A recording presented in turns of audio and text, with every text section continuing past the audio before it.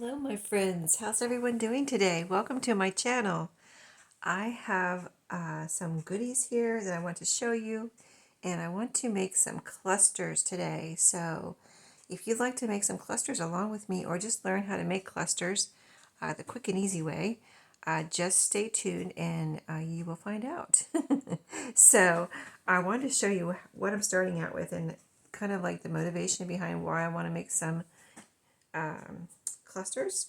So the basic motivation is this little drawer right here. Believe it or not, I know a lot of people have like tons and tons of fabric scraps, but this is basically all my fabric scraps right here.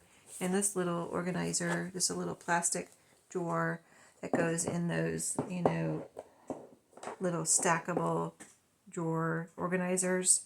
And so I have a bunch of those in my craft room because I love be able to pull out the drawer. First of all, you don't have like boxes or containers stacked on each other where you have to move things before you can get something out. You can just pull out the little drawer and there you go. But anyway, yeah, it's a good sized drawer too. So I've really had some luck with these, just to share if you are organizing your craft room. But anyway, this is all my fabric scraps right here that I haven't done anything with, right? So I want to, it's getting kind of full. So at that point, I'm like, I got to do something or I'm not going to be able to fit all my fabric scraps in here. And by fabric scraps, like I might have scraps or pieces of fabric that are bigger. So if they're bigger, they don't go in here. Like I have some that could be used on the spine of a journal. I have some that could be used just, in maybe they're a long strip, but they're, 5 inches wide. That to me is not a scrap. That's something very usable. So these are getting to a point where they're too small to do anything with, but maybe, see, they're basically just weird shapes or little pieces, another just really real scraps. So anyway, I don't want this to overflow this drawer, so I want to do something with this. I want to make some clusters, and I'm not trying to use my clusters up, but I have been using them because I just think it's the perfect little addition to a lot of things. You can use them as a tag topper, you can decorate a page, you can decorate a pocket, you can decorate a flashcard, just you can put them everywhere, right? So anyway, what I do is I will a lot of times take this when it gets to this point and I'll cut them up and get them ready for clusters. So I have a little bag here that's just, I think these are meant to be like pieces, they're just little pieces, like, let me show you, that I can use to add to a top of a tag. Like I can sew them down flat on the side of something or on the top of something. These are two that I put together, but just for instance, I can put two together on something, like that. So these are just little pieces like that, and I have them. This is the next, kind of like the next stage from the drawer where I have the little scraps, and they go in here, and they're divided up into these little bags. So I have here two different little bags like this, and I think these are mostly squares. Well, there's some rectangles in here, but I've used my pinking shears on the edges. I really like the pinking shears to make, cut the edge of the fabric. So it's just, here's one that's not pinking sheared, but well, that one isn't either. But I guess if I have a little square like this, that's like, maybe I ended up with a little square like this, I'll throw it in here. But most of these I've tried to pinking shear like this, the edge. So even this, see this one, it's not a square, but it's a little rectangle. So here's a little tiny one. So you get the idea. Here's a little piece of lace that can be put into a cluster. So all of these are ready to be made into clusters. So those are in there. And I have two bags. These are like all different colors here, as you can see. And then this one is kind of a lot of blues, and there's some green in there, blues and greens. I could color coordinate them all, but I don't have that many. As you can see, only two bags, so I'm not going to go crazy with dividing up the colors. So that is that. But also some things I have done with my scraps, just to show you another stage, these were scraps that were maybe longer. Like at one point I brought home, like I have red and white gingham fabric, but at one time I found a shirt at the thrift store that was like, oh, I love this color red right here. See, here's another one that was probably, I don't know what this was from, but see, I don't know if you can tell the difference in the red. Well, let me put them right next to each other, and you can see. See how red this one is? I think this one was from a shirt, and this one was from something else. So this is red and white, and I love it, and it's, you know, it's awesome. But it's, see how it's straight up and down, and then this one was like crisscross, you know, like diamond shaped gingham, but some of it isn't. Anyway, here's another one that's from something else. But anyway, this, I just loved the red. Whenever I found that shirt, which I think some of these are from, I took it, brought it home, and cut it up into different things. But so this drawer right here is all strips that I can use like for a tassel. So, and I have made tassels out of this right here. Like I made tassels and then I had leftover strips. So I put them in this drawer for future tassels. So I've got red and white here. I've got some like plaids I can put maybe into Christmas or something. I've got this lace in here just to remind myself to add it to the tassels. I've got some little butterflies in here that I didn't know what to do with that I cut out of a piece of fabric that I need to use. I should get those out and put them in a cluster, right? But anyway, yeah, there's just some strips in here. I've made quite a few light blue tassels, but I had all of this left. So anyway, that's where the strips go that are left over from tassels. And this drawer is quite full too, but I just used a few of these in my tassel for my little Bambi little golden book journal. So I did use some recently, but I need to make some red maybe for Christmas and get some of the red and plaid out of here. So that's another stage for my scraps. I just want to put that off my desk because we're not going to deal with strips today. We're going to deal with little clusters. So I want to show you this too, so I can show you the next stage before I make a cluster. So I'm going to take some of these and cut them up, and then I'm going to show you, you know, how many. I don't think I'll be able to get through all of this, but I'm going to try to cut up quite a few squares, and I'm going to show you what I did, and then I'm going to show you, then we're going to make some clusters together. So through the magic of YouTube, I'm going to be right back with my little cut up squares. Okay, I am back, and here are the squares that I have. Well, they're not necessarily squares. The shapes that I have cut up from my scrap box. Here it is, still full of stuff. Of course, I didn't cut it all up yet, but that would take hours, believe it or not. You would think you could just cut these up really quick, but it does take a little bit of time. I think this would be the perfect mobile craft, and I think I'm going to make this my mobile craft this week, and by that, I mean what I'm going to be doing while I'm watching TV with the Hubster this week. I'm going to put this in by where I sit to watch TV, and we only watch TV for about an hour and a half every night, so not too much TV, but it gives me time to, I'll see what I can get done. I would probably even take this to work with me and work on it on my lunch break. I could just, I'd carry a tote bag when I'm taking a craft to work. I carry a tote bag. I could almost just throw this whole drawer in there. It would fit in there. It's just, you know, a good sized tote bag. And my pinky shears, that's all I would need. But I might even, to keep it a little neater, because it would probably just all fall out, throw this all in a Ziploc, like a gallon Ziploc bag, and throw it in my tote bag, take my scissors, and there you go. I have my lunchtime craft, my lunch hour craft. So anyway, what we're doing is making some clusters out of these pieces that I did cut up today. And, you know, I'm not planning on working with the ones I already showed you that I have ready to go. I just wanted to see what I could do with these. And so as I was cutting them up, I thought of a couple of tips. I like to think of what kind of clusters you like to make. Do you like to make large ones? I mean, you can make them any size you want. I have made large ones, but I have found that I like smaller ones. So that's why these are all, I mean, like this is probably the biggest square here, something like this. And this is, and I know it's hard to tell on video sometimes, you can see it in my hand, but it happens to be 2 by about 2 1/4. So I kept that in mind. And also, you don't want them all to be the same exact size. So you can see all different sizes in here. So, you know, because we're going to be layering these, so I want that kind of like a bigger one on the top. They can be all the same size because you can turn them every which way and, you know, then you can see them all. But I like to make them different sizes, so I still turn them and then, you know, you can stack them and they're kind of, you know, that makes sense to me anyway.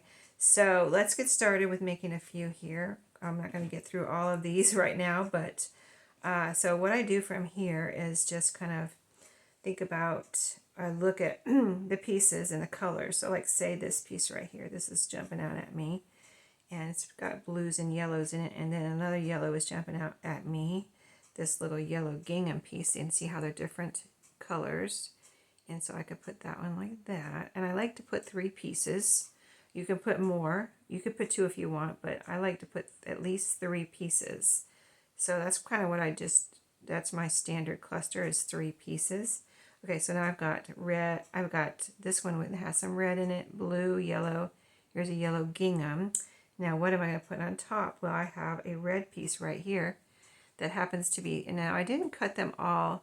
If I thought it was cute enough without cutting all 4 sides with the pinking shears, I did. Some of them, these have a nice frayed edge, and I left that because I do love the frayed edge too. This one just has to happen to be straight here, and here's where I cut it off of whatever it was on, a strip of fabric. And so yeah, this is going to make, see, I've got red. Of course, this goes with the red and the blue there and the yellow. So I'm going to put that one right there. And you can see how you can see all the, you know, you can kind of see all the fabric. You know, you don't see all of it, of course, but you see bits of it peeking out. And then you can take these and glue them together if you want. Or what I do is just use a staple, because I'm going to cover up my staple. I mean, you don't have to cover up the staple, but I usually end up covering up the staple. So there's my staple. I'm using, I say this in every video now because I had a tiny attacher and it broke and it doesn't work anymore. So I had to, now I'm just using that. I'm not, you know, if I happen to find a tiny attacher in a thrift store or something, I might get it, but I'm not out to like, oh, I have to have a tiny attacher to do this, you know, go out and buy another one. No, I'm not doing that. I'm just using what I have. So anyway, there's my first one. So now I need a focal point. So let's see, what I pulled out was some my fun buttons. So I have so many fun buttons because I went like down the wooden button rabbit hole on Temu. So all of these are from Temu. All of these. So let me find one that would be good. I mean, probably just about anything would be good with this color. This kind of, the bees are calling me though. Let's get a bee here. And you could use anything, like I'll tell you, I'll do a fall one next. There was something in here that was fallish, and I oh, my button, well, my staple didn't go all the way through. Maybe I didn't push it down hard enough or something. Anyway, so I'm going to put a little glue on there. All right. So you can see how it is with glue. I've got Fabri-Tac here. Since it's fabric, I'm going to use Fabri-Tac and just put a little bit of glue right here. Little dab. And then put this back on here. Let's see how I want it. Like, oh, I put it on the wrong side. Hold on. I am doing this wrong. Let me wipe that off. Wow, talk about messing up. Okay, so there it is. I think that's still enough to glue this down. Okay, so we're going to glue down the button anyway there, so it doesn't matter. That's what my next step is going to be, gluing down the button. So, but you can either, and I was getting a bee out. Did I get one out? Here it is. Okay, so see how the yellow and red kind of will show up on here, and I can pretty much cover up my button. So I can glue it down just like that, or I can put string through. I have been on these little wooden buttons. They're like things like cats or bees or whatever. I have been just gluing them down without putting anything on them. And there's almost enough glue to glue this down without, like putting a string through. So I'm just going to do that today. But I want to put a little bit more glue on there. And I think I will. It was almost sticking without me putting any more, but I want to put a little bit more on there. So I'm just going to put a little bit here, a couple little dabs on the button itself. So I know exactly where the glue is going and not put it on the fabric where maybe I don't need it type of thing. So let's do that. And I'm going to just try to put it right over that staple and over the glue I already put on there. Oh my goodness. So there we go. So cute. And now I can put this, I could use this in any little golden book journal, or I have a bee journal stash that I need to make a bee journal soon. I was thinking about all the different themes of journals I'm saving up for right now. I'm like, I really need to get going on some of those because there's a lot of stuff accumulating. But yeah, that will be, I will put this in my bee journal stash. So there's one. So the fall journal, I wanted to show you what my thoughts were on that. Let me put this back on here quickly. But okay, so there was this pretty fall piece here. This one is an example of, I just cut it off of something, a strip, and it was nicely frayed here. There's a string I'll pull off. And then here's, it's pinked over here and frayed over here. So it's just an example of, just play it by ear and what you like when you're looking through your fabric scraps. Do you like the edge that it already has? Then don't cut it. If it doesn't need to be cut, just cut the other edges or whatever that you need to cut it off the fabric. And you don't have to use pinking shears. You can use straight scissors too, or you can tear it or whatever you want to do. But this is fall, so let me look for something, a couple other pieces that would go with this. It's got all the fall colors here, kind of a reddish, orange, yellow, browns. Okay, so here's another piece that has a lot of colors. Oh, that's two.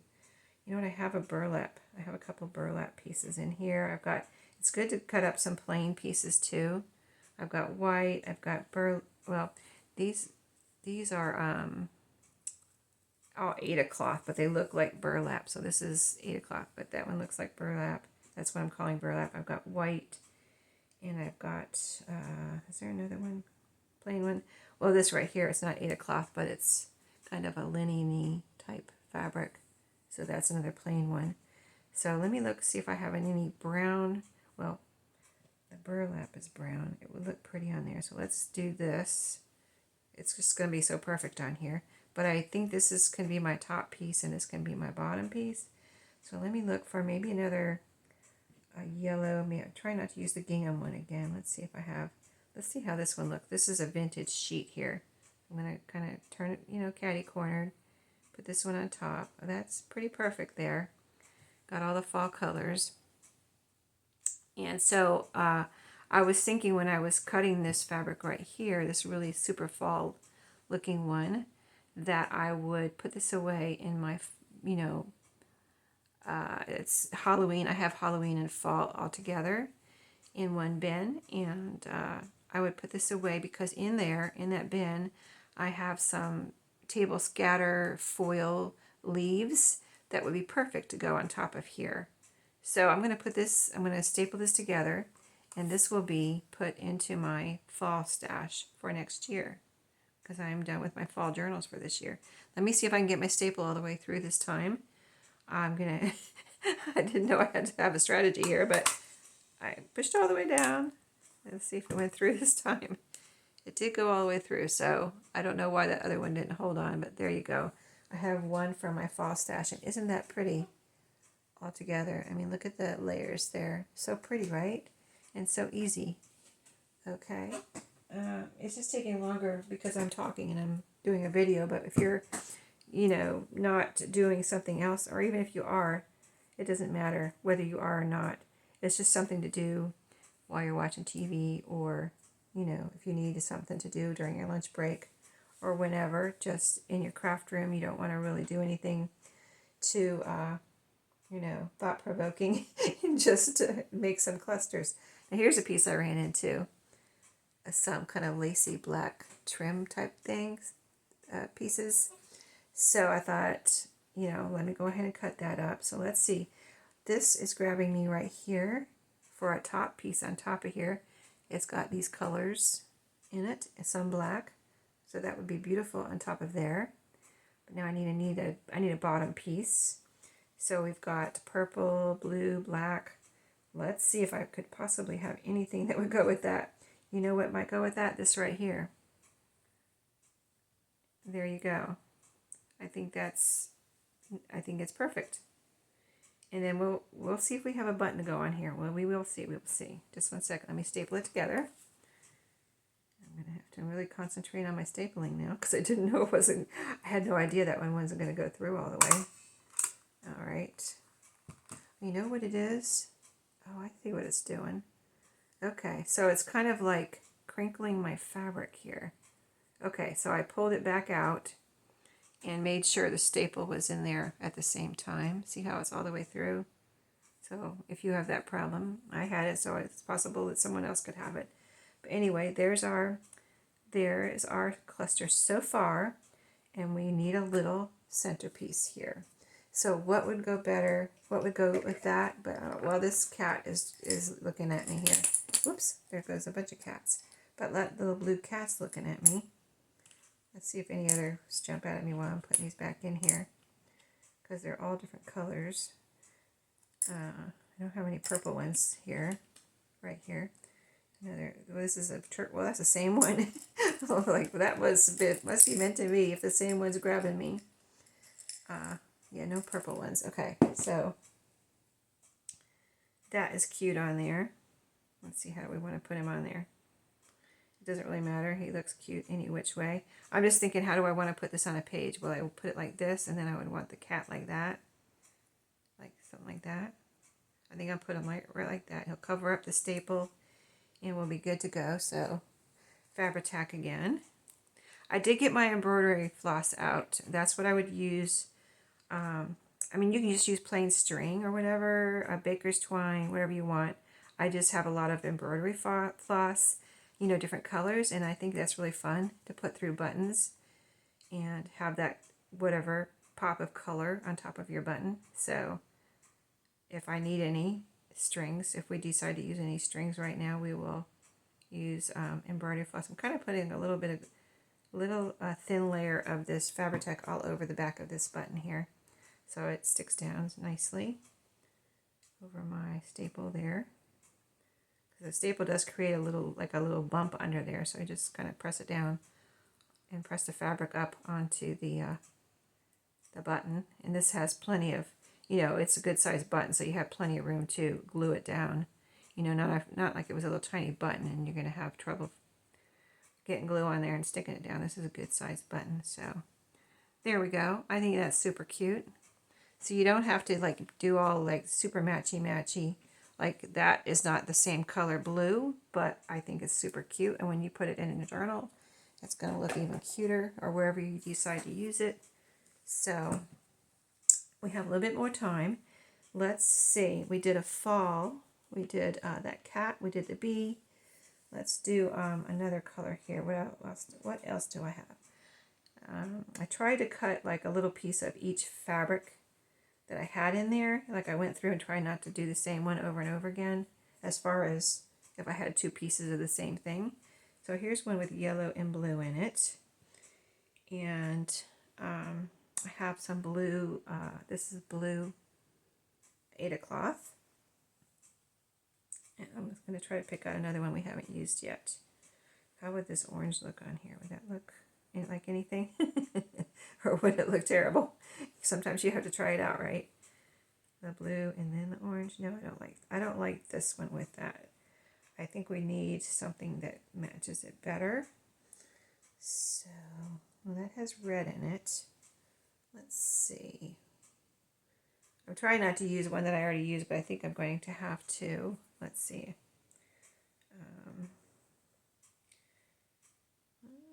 I kind of want to, if I use another yellow, I want a brighter yellow. Like this would be too that wouldn't go. Okay. I think I'm going to have to use this one again. And I might decide to completely change it. I don't know, but how would that look? I like that.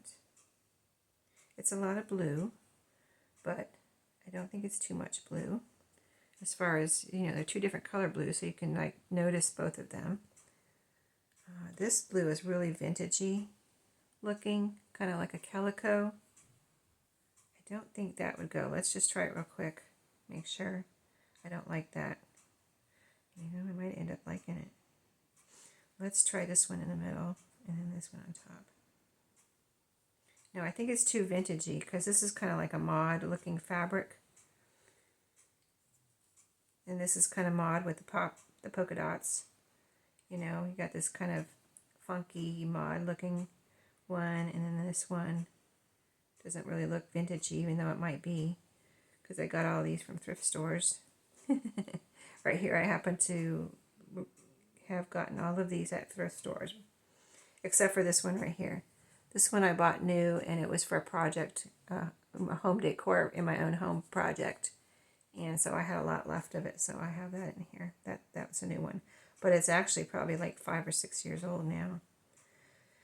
I've had it around for a while before I put it into my craft stash here.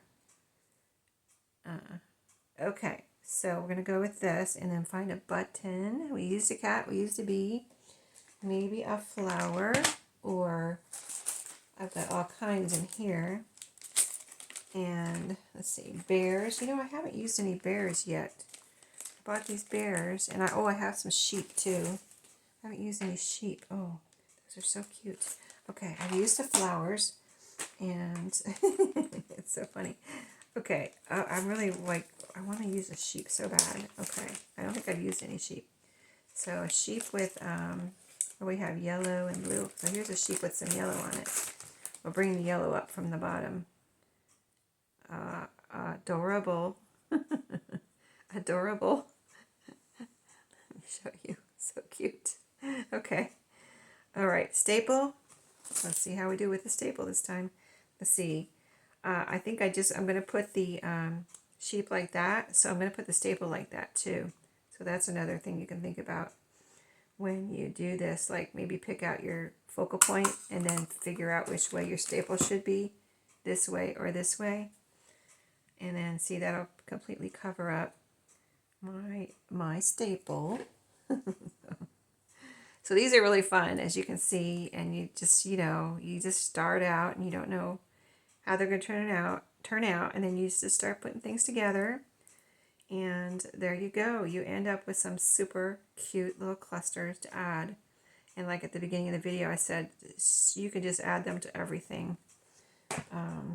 Pockets, tags, flashcards, guest checks, pages, covers of your journal, just whatever, cover up a barcode and then on the back cover, whatever. I've used them for all those things. So, okay, you get the idea. We've had our cluster fun for the day, but that's going to be my TV craft for this week, cutting up.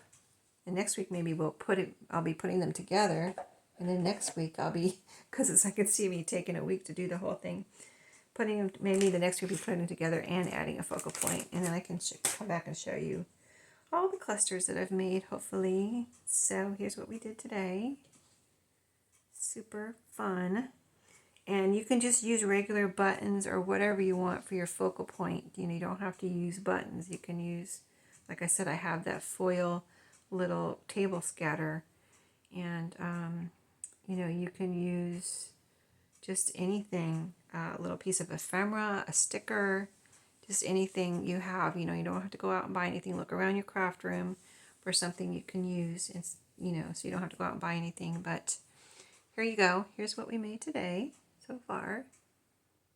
Super cute. And I need to add to my cluster stash, so those will go into my cluster stash. Thank you for watching today. I hope you enjoyed, and I will see you in my next video. Have an awesome week.